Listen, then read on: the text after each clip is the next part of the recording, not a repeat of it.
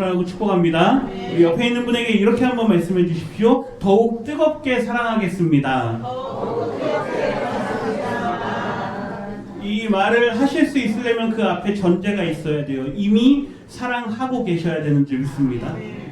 사랑하고 계십니까? 네. 그렇다면 이제는 더욱 어떻게 해요? 더욱 뜨겁게 사랑하겠습니다. 이따 말씀의 결론인데요. 계속해서 9월 한 달 동안 저희는 하나님 나라를 맡은 사람들이라는 제목으로 함께 말씀들을 좀 살펴보았습니다. 오늘 마지막 시간입니다. 결론 부분만 조금 나누고 오늘 성찬식이 있어서 결론 부분만 좀 보도록 하겠습니다. 지난주에는 반석이신 예수 그리스도, 신앙 고백 위에 교회가 세워졌다고 그랬잖아요. 그래서 반석이신 예수 그리스도, 그 위에 하나님의 나라를 하나님께서 세워가기를 원하신다. 그런 말씀들을 좀 나눴습니다. 우리 지난주 본문 말씀 고린도전서 3장 7절에 보면 고린도 교회가 막 나눠져 있다 그랬어요. 바울파, 아볼로파, 베드로파, 어떤 사람들은 그리스도파 막 이러면서요. 자기들이 주장하는 바에 따라서 교회가 막 나뉘어져 있다 그랬습니다. 그런데 사도 바울이 그 현상을 보면서 이렇게 말씀합니다. 우리 7절 좀 보여주세요. 우리 같이 한번 읽어봅니다. 그런즉 심는 이나 물 주는 이는 아무것도 아니로되 오직 자라게 하시는 이는 하나님뿐이니라. 아멘. 네, 이런 거예요. 바울이 심었고 아볼로가 와서 물을 주었다 할지라도 결국 자라게 하는 분은 누구냐? 하나님이시다. 각각의 기능과 은사대로 오늘은 지난주에는 우리가 그 위에서 이끄는 지도자들, 리더들에 대한 말씀들을 좀 본 거예요. 그렇다면 이제 오늘은 각각의 성도들의 모습들을 좀 보도록 할 겁니다. 그래서 교회의 주관자는 결국 누구시냐? 하나님이시다라는 게 지난주 말씀의 결론이었죠. 그러면서 이렇게 말합니다. 우리 모두는 바울이나 아볼로나 베드로나 우리 모두는 다 하나님의 누구다? 동역자들이다. 그리고 우리 이곳에 계신 성도님들도 다 하나님의 동역자들이다. 함께 일하는 사람들이다. 그렇게 말했습니다. 그러면서 교회는 어떤 곳이냐? 하나님의 밭이고, 우리가 포도원에 대한 말씀도 계속 나눴고요. 하나님께서 열매 맺기를 원하시는 그러한 밭이고 이곳은 하나님의 집이다. 그러면서 이 집이라는 단어를 사용한 이유가 만들어진 건물을 말하는 게 아니라 완성되어져 가는 그 과정을 말하기 위해서 오이코도메라고 하는 그 집을 썼다라고 말씀드렸습니다. 그러면서 로마서 14장에 이 말씀을 같이 읽었는데요. 우리 로마서와 에베소서의 말씀을 좀 두 구절을 같이 한번 읽어보겠습니다. 너희가 모일 때에 각각 찬송시도 있으며 가르치는 말씀도 있으며 계시도 있으며 방언도 있으며 통역함도 있나니 모든 것을 덕을 세우기 위하여 하라. 에베소서 4장 12절. 이는 성도를 온전하게 하여 봉사의 일을 하게 하며 그리스도의 몸을 세우려 하심이라. 아멘. 여기 덕을 세운다, 몸을 세운다, 이게 다 오이코도메, 건물을 세운다라는 말이라 그랬죠. 결국 하나님께서 바울을 세운 것도, 아볼로를 세운 것도, 베드로를 세운 것도 그들을 우상시하고 그들을 숭배하라라고 하는 걸로 세운 게 아니라 그들을 기능적으로 사용해서 바울에 가지고 있는 은사, 아볼로에 가지고 있는 은사, 이러한 것들을 사용해서 결국에는 누구의 몸을 세운다고요? 그리스도의 몸을 세운다. 그러기 위해서 그들을 보냈다라는 게 지난주 말씀이었습니다. 이제 오늘은 이제 이곳에 있는 우리 성도님들에 대한 이야기로 우리가 말씀을 좀 정리하려고 합니다. 결국 하나님의 나라는 은혜를 받은, 그리고 은사를 받은 청지기들이 모여있는 하나님의 나라다라고 하는 게 우리의 말씀의 결론인 거죠. 우리 앞에 있는 글씨만 같이 한번 읽어볼까요? 같이 읽습니다. 은혜를 맡은 청지기들의 하나님 나라. 네. 이제 여기서 청지기에 대한 걸 좀 생각을 해야 되고요. 과연 우리는 어떤 은혜를 맡았는가에 대한 걸 좀 생각을 해봐야 됩니다. 오늘 본문 말씀 베드로전서는요, 사도 바울이 이방 교회에게 보내는 편지예요. 죄송합니다. 베드로 사도가 이방 교회에게 보내는 편지예요. 이방인들의 삶이 매우 고단했습니다. 아주 힘들었어요. 신앙을 지켜나가는 것도 힘들었고, 그들이 그곳에서 경제활동을 하는 것도 힘들었고, 살아가는 게 그냥 인생이 그냥 고난 그 자체였습니다. 어떤 사람들은 예수를 믿었다가도 막 중간에 포기하고 다시 세상으로 가는 사람들이 많았어요. 그래서 그들에게 편지를 보내는 게 베드로 전서인데, 오늘 7절 말씀에 보면 이렇게 말씀합니다. 우리 같이 읽겠습니다. 만물의 마지막이 가까이 왔으니 그러므로 너희는 정신을 차리고 근신하여 기도하라. 아멘. 앞에 보면 만물의 마지막이 가까이 왔다. 이걸 신학에서는 임박한 종말론이라고 해요. 그러니까 이 베드로가 편지를 썼던 이후로 지금 2000년이 지났거든요. 2000년이 지났는데 아직 마지막이 왔습니까? 안 왔습니까? 안 왔잖아요. 그걸 보면서 세상 사람들은 거짓말 아니냐. 2000년이 지났는데도 아직도 마지막이 안 왔으면 앞으로도 마지막이라는 건 없는 거 아니냐라고 이야기를 합니다. 여기서 말씀하는 마지막이요. 그 마지막이라는 게 시한을 정해놓은 마지막을 말하는 게 아니라 주님께서 우리에게 언제든지 다시 오실 수 있기 때문에 우리의 매일의 삶에 우리는 늘 깨어서 그 삶을 최선을 다해서 살아가라라고 하는 그 시간입니다. 그러니까 마지막이라는 게 마치 이제 정말로 세상이 끝날 거야. 그러니까 두려움 속에서 내 인생을 이제 빨리 정리해야지. 그런 삶을 말씀드리는 게 아니고요. 당장이라도 주님께서 다시 오시겠다 약속하셨기 때문에 당장이라도 주님께서 다시 오실 거다라는 그 생각을 가지고 살아가라는 겁니다. 이해가 되십니까? 이걸 잘못 이해하시면 뭐야 세상 끝난다 그랬는데 왜 세상이 안 끝나? 그러면서 성경이 거짓말이네. 이렇게 성경을 해석하기 시작합니다. 그래서 어떤 사람들은 막 시간을 풀어봐요. 자기가 계산을 막 해봤는데 2025년 12월 30일 그날 세상이 끝나더라. 뭐 이렇게 막 하는 사람들도 있습니다. 그런 게 이단이에요. 여기서 말하는 만물의 마지막이라는 건요. 주님께서 승천하신 이후부터 언제든지 다시 오실 거라고 말씀하셨기 때문에 우리는 오늘의 삶을 살아가더라도 그 삶이 오늘의 마지막이라는 그 마음으로 살아가라라고 하는 겁니다. 그러면 왜 주님 다시 안 오십니까? 다시 안 오신 이유가 뭘까요? 물론 천국에 가봐야 알겠지만 저희가 계시록 말씀들을 수요일날 쭉 보고 있는데요. 그 말씀들을 비추어서 생각해보면 아직 주님께서는 회개해야 될 영혼들이 많이 있기 때문이다라는 걸 말씀을 통해서 살펴볼 수 있습니다. 계속 시간을 주세요. 계시록을 보면 계속 시간을 주세요. 그런데도 회개하지 않는 사람들이 있습니다. 결국 때가 되었을 때 그들을 향한 하나님의 최후 심판이 있다라는 걸 성경은 우리에게 말씀합니다. 지금은 마지막 때인 줄 믿습니다. 죄송합니다. 앞으로 2000년 더 갈지도 몰라요. 네, 그건 모르는 일이에요. 당장 내일이 마지막 날일 수도 있어요. 그건 우리가 모를 일입니다. 그런데 성경은 예수님의 여러 비유들을 비춰볼 때도 언제 신랑이 올지 모르고 언제 주인이 올지 모르고 언제 왕이 올지 모르기 때문에 우리는 늘 깨어서 있으라라는 게 성경의 가르침이라는 거죠. 날짜에 관심 가지시면 안 됩니다. 그래서 2000년이 지났는데도 왜 아직도 안 와? 이러면 성경을 잘못 읽는 거란 말씀이죠.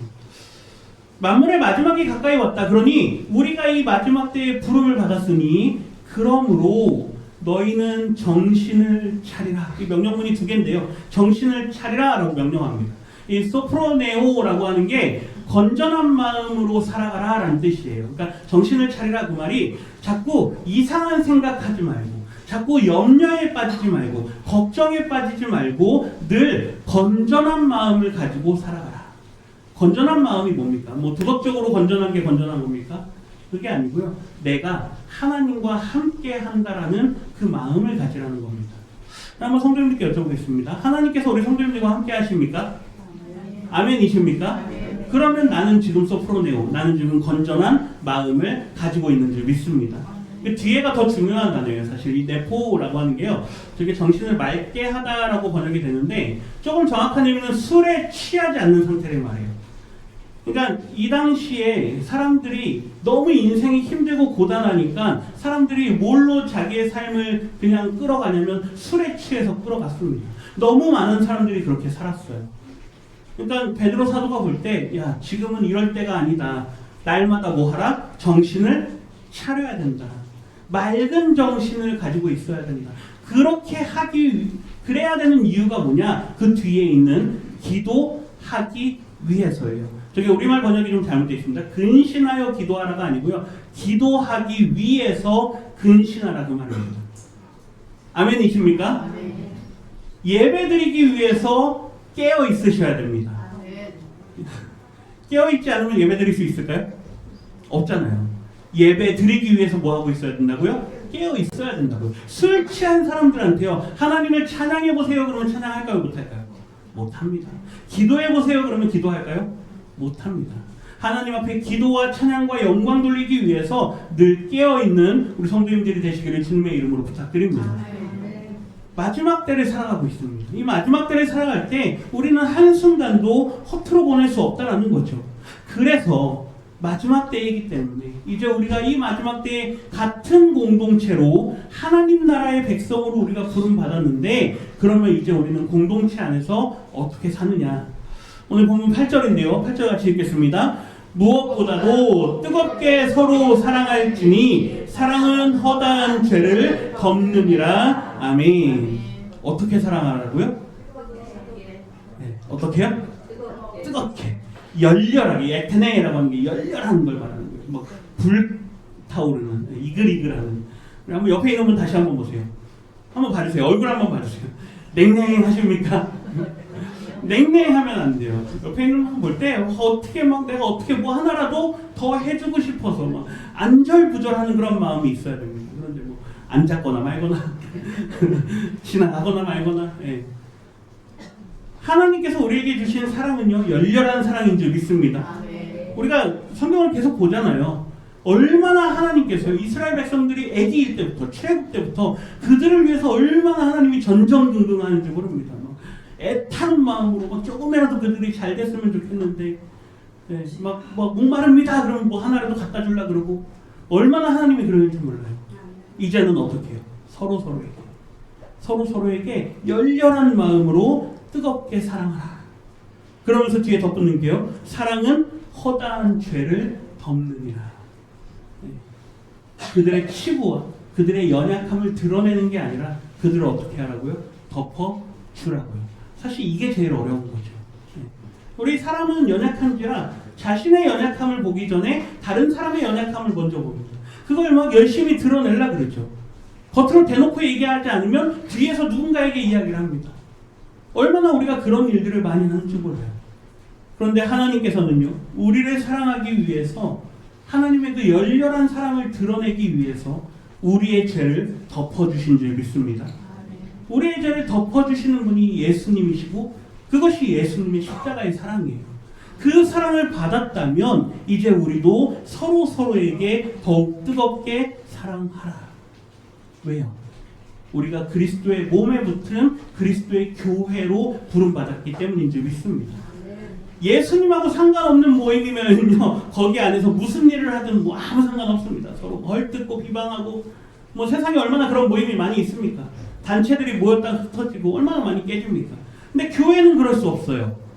교회가 그럴 수 없는 이유는 이 교회의 원인은 예수님이시고 우리는 그 몸에 붙은 지체이기 때문인 줄 믿습니다. 이걸 위해서 부름을 받았기 때문에 내가 그 안에 기능으로서, 몸으로서 역할을 하기를 원한다면 이제는 예수님의 그 명령을 받아서 어떻게 하라고요? 뜨겁게 사랑하라고요.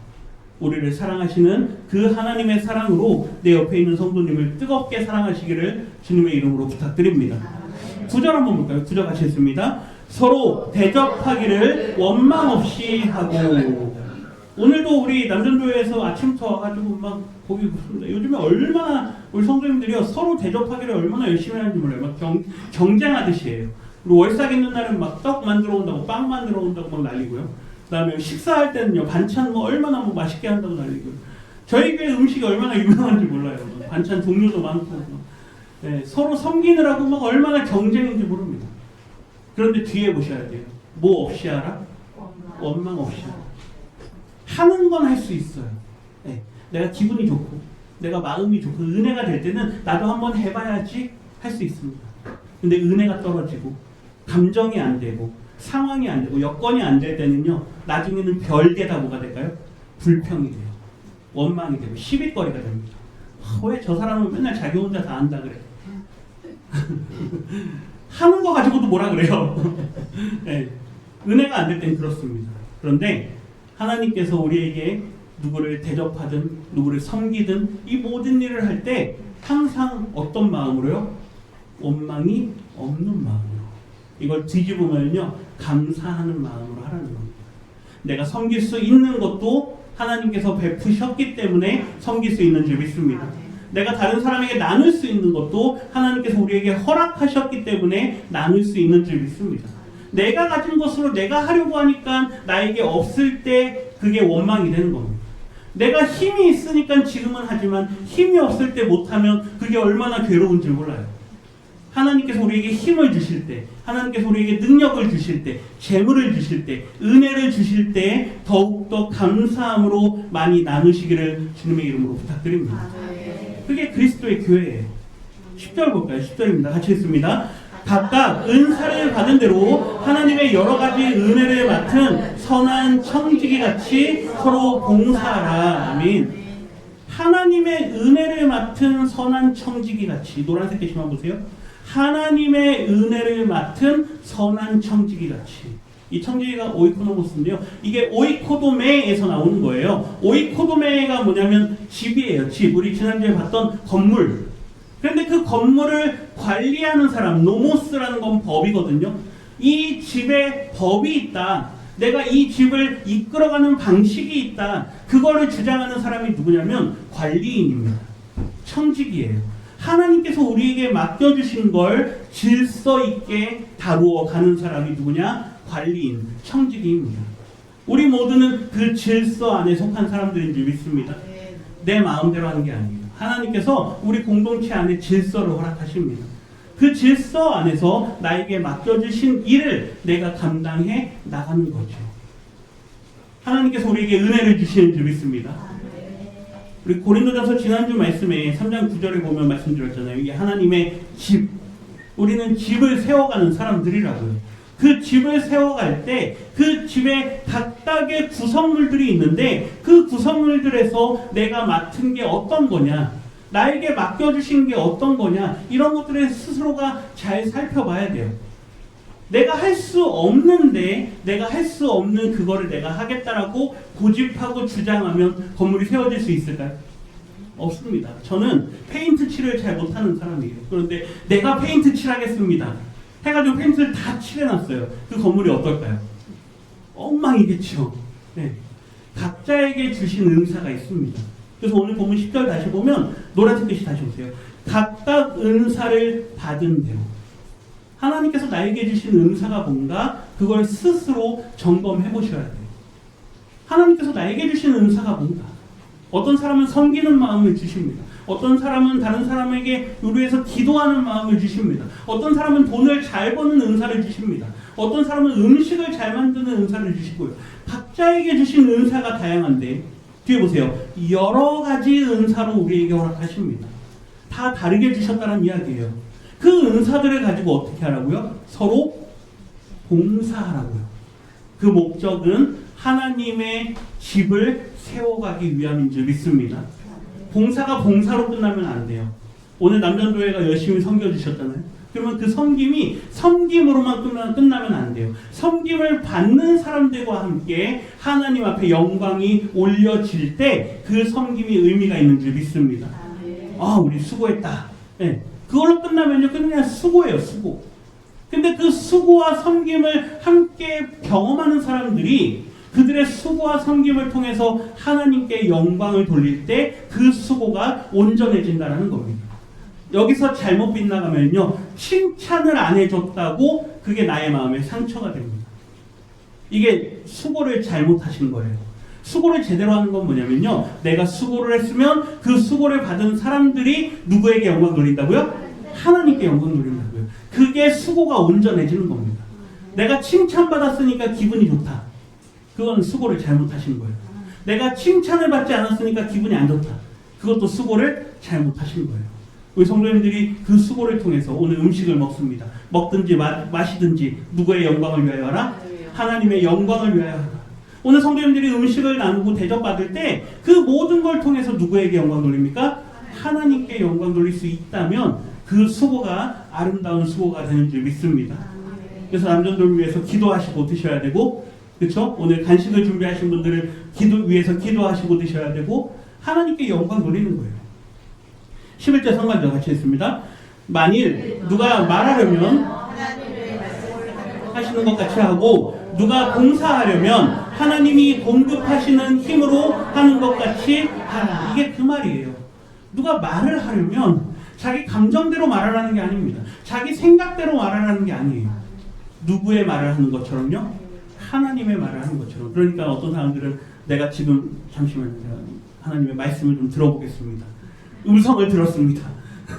그게 아니고요. 하나님께서 우리를 사랑하시는 그 마음이 우리의 말 하나하나에 담겨 있어야 될 줄 믿습니다. 감정이 앞서면 안 돼요. 내가 가지고 있는 내 실력이 앞서면 안 되고요. 내 권위가 앞서면 안 됩니다. 하나님의 사랑은 언제나 우리에게 겸손하게 찾아오는 줄 믿습니다. 그래서 겸손한 말로 서로를 위해서 말을 해줘야 돼요. 누가 봉사하려면 하나님이 공급하시는 힘으로 하는 것 같이 하라. 그러니까 내가 했다라고 말할 수가 없는 거예요. 누가 하셨습니다? 하나님께서 하셨습니다. 저 오늘 아까 예배 전에 비 막 쏟아지길래 그 말씀이 생각이 났어요. 예수님께서 제자들에게 찾아가실 때 제자들이 바다에서 막 물고기를 잡고 있었거든요. 근데 물고기 하나도 못 잡습니다. 근데 예수님께서 얼마나 잡았니? 그러니까 하나도 못 잡았습니다. 그러니까 예수님께서 그물을 배 오른편에 한번 대봐라. 그러니까 그제서야 물고기가 막 잡혔습니다. 제가 그 말씀이 생각났어요. 왜 그러냐면 저 물고기들이 잡히고 싶은데 예수님께서 아직 아니야. 너네 저쪽에 도망가 있어. 예, 내가 가면 그때 잡혀야 돼. 물고기들이 막 잡히려고 하다가 막 도망 다니는 거예요. 물고기들이 얼마나 힘들었겠습니까? 비가 막 쏟아져야 되는데 아니야, 저기 고기 굽고 있잖아. 그러니까 일단 고기 다 구우면 그때 쏟아져야 돼. 저 비가 얼마나 힘들었을까. 농담이지만 하나님께서 하시는 힘으로 하는 겁니다. 내 힘으로 하는 게 아니고요. 누가 하신다? 하나님께서 하신다. 우리 하반절 같이 읽겠습니다. 이는 범사의 예수 그리스도로 말미암아 하나님이 영광을 받으시게 하려 함이니 그에게 영광과 권능이 세세에 무궁하도록 있느니라. 아멘. 범사예요. 이 범사라는 건 모든 것이에요. 모든 일에, 우리가 하는 그 모든 일에 누가 영광을 받으신다고요? 하나님께서. 우리 교회에서 되어지는 모든 일들을 통해서 하나님께서 영광 받으시기를 간절히 소원합니다. 이제 연말이 되고 이제 10월달 저희가 올해 이 복의 통로로 살아가게 해달라고 하느님 말씀으로 우리가 1년 동안 사는데, 특별히 이 지역에 있는 많은 분들을 섬기면서 그 일들을 감당할 때 무엇보다도 이 하는 일들을 통해서 누가 영광 받으시기를? 하나님께서 영광 받으시기를. 네. 하나님이 영광 받는 게 교회의 목적입니다. 그 교회의 목적을 상실하고 나면 나중에 뭐만 남을까요? 우리 누가 있어? 우리 교회가 있어. 네. 우리 교회가 있어. 네. 아니, 우리 교회의 이름은 사라져도 되지만 누구의 영광만 드러난다고요? 하나님의 영광만 드러난다. 네. 이걸 위해서 교회가 존재한다는 거죠. 끝에 보세요. 그에게 영광과 권능이 세세에 무궁하도록 있느니라. 이 말씀을 보면 너무 재밌습니다. 앞에서는 만물의 마지막이라고 해요. 만물의 마지막이. 그 말은 만물이라는 것은, 이 판타라는 건 이 땅에 있는 모든 물질을 말해요. 모든 물질들의 끝이 가까이 왔다. 그런데요, 이것만은 끝이 없습니다. 모든 하나님의 피조하신 만드신 세계는 다 끝이 있습니다. 그래서 만물의 마지막이라고 이야기해요. 그런데 하나님의 영광은 끝이 없는 줄 믿습니다. 하나님의 영광은 세세토록이에요. 하나님의 영광은 영원토록입니다. 태초부터, 창조 이전부터 영광이 있었고 종말 이후에도, 세상이 끝나는 이후에도 하나님의 영광은 계속된다는 거죠. 그 영광 받으시기에 합당하신 하나님을 위해서 우리가 함께 그리스도의 몸으로 세워져가는 저와 우리 성도님들 되기를 주님의 이름으로 축원합니다. 이 노란색 글씨 하나만 읽고 마칠까요? 다음 편은 우리 같이 읽겠습니다. 하나님의 나라는 그리스도 안에서 성도와 함께 세워가는 것입니다. 아멘. 믿으십니까? 아멘. 성도와 함께 세워져 가는 것입니다. 얽히고 설키고 이렇게 부딪히면서 그 교회가 맞물려져 가는 저와 우리 교회가 되기를 간절히 소원합니다.